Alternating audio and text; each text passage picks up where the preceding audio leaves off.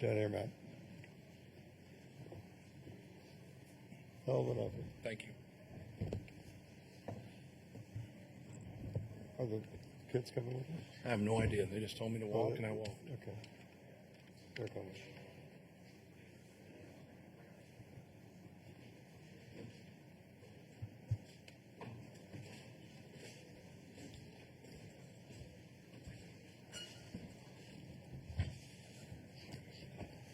All right, we have been joined by Purdue, and Coach will ask you to make an opening statement, and then we'll go to questions for anybody up here on the dais. So, Coach? Yeah, really proud of our guys. I thought we had a great fight tonight and laid it all on the line. And I think that's the only thing you can ask, of your team, to go out there and give everything that they had. And I thought our guys did a great job. Houston was one play better than us. And I thought it was one of those games that, both teams deserved to win. Both teams competed hard and played. Just a good college basketball game. It's unfortunate. Obviously, we didn't win the basketball game, but, congratulations to Houston. They're a great team. Everybody knows how this tournament goes, but I think they have enough pieces to win it all. Obviously, they're a number one seed. Well coached, tough, competes, great on the glass. But proud of our guys. Proud of our guys for their commitment, their toughness, unselfishness, and just staying with it. I just told them in the locker room when we played Auburn before Christmas, there was a big separation between us and Auburn. And that's why you play Auburn. That's why you play the teams that are, that are that good. We've been that team before, and we're trying to climb back to get to that point, and we're really close to making that move again. And our guys didn't hang their head, and they fought. And then the last 2-3 months we got a lot better. Had some rough patches, but we stayed with it. And I thought our execution was good tonight. I thought our effort was good. Probably had to get a couple more rebounds. But we got down 10 right there, and our guys hung tough and made some plays, made some shots, got some stops. And that's all you can ask. So just proud of our team.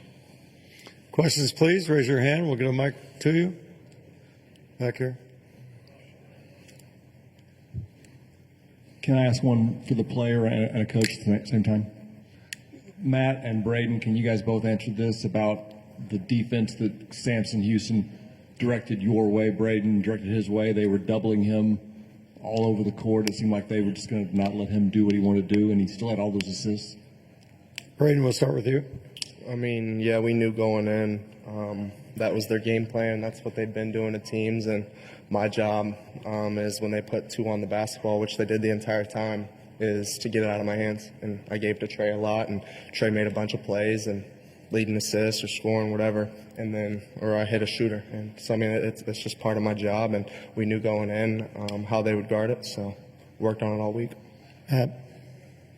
Yeah, it's, they're a very good defensive team, and we wanted to get in some different actions and get Braden some more space and play with the pace, but we also knew that he had to get the basketball out of his hands when they got aggressive. So we were trying to get them behind, but we knew that very rarely was he going to come off anything and be able to shoot because of how they defend. And I thought he did a good job of passing it behind, finding Trey in the short roll. He got a couple skips there as the second half. That's what really opened some things up. When he can get Trey in the short roll, he can get somebody behind him, and he can get skips. That's really that's what you want, because you're just not getting one pass. So. Do you know that you guys had, I believe, 11 field goals in the second half, and he had 11 assists? I do now. Ever seen that before? I don't think so. But that's kind of how we play, and in terms of putting the ball in his hands or putting the ball in Trey's hands in those short rolls, and then making decisions, and a lot's determined on how they defend. How they defend on film is how they defend tonight. So we understood that. But Braden's a great decision maker. Right here. Dustin Schutte, Sports Illustrated, Purdue. Matt, on that last defensive possession, did you get an explanation? It seemed like Milos may have shoved off with that arm. I'm just curious if you got an explanation on that final defensive possession. Yeah, I didn't see it that way because I just got asked that same question, so I didn't see that play. So I didn't ask that question since I didn't see it. Questions, please.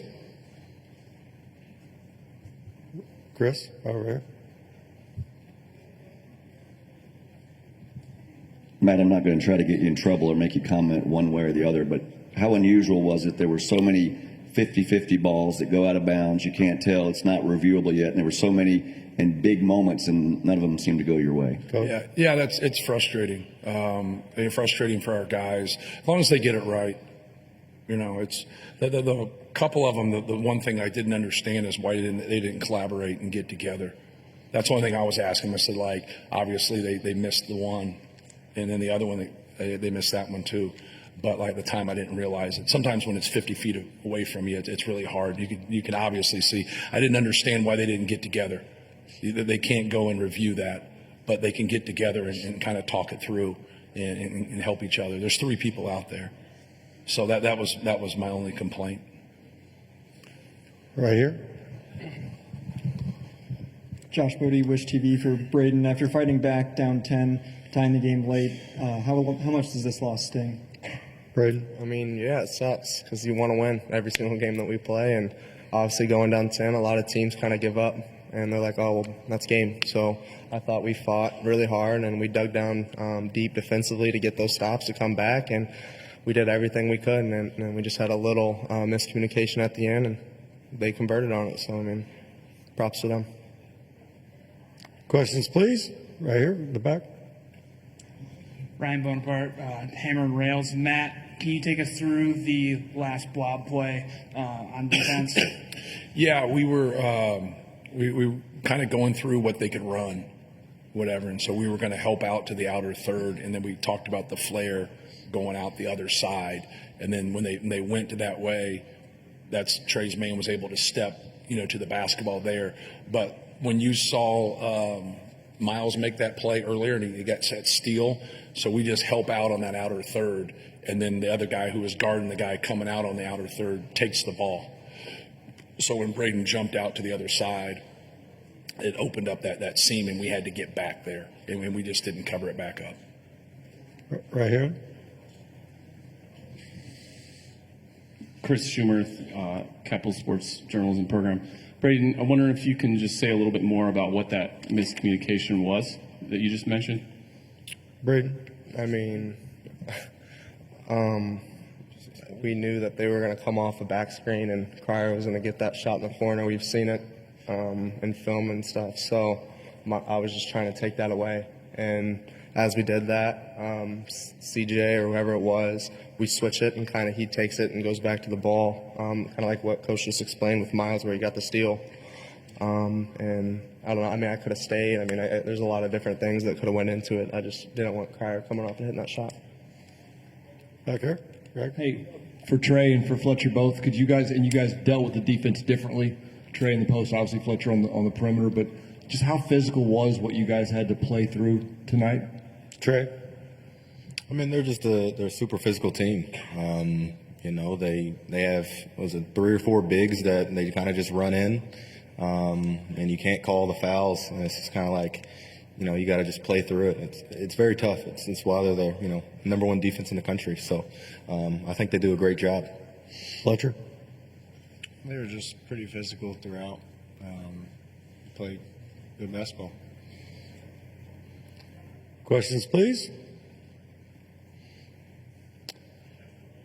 Right here.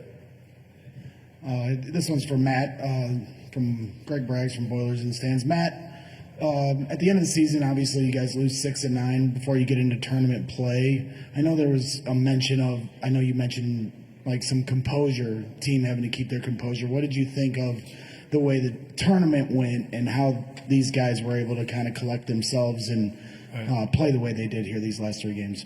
Yeah, I thought they were great. I thought their effort was great. I think sometimes when you don't shoot as well, you can't control that, right? You can only control trying to get quality shots, and we have a lot of guys that can really shoot the basketball.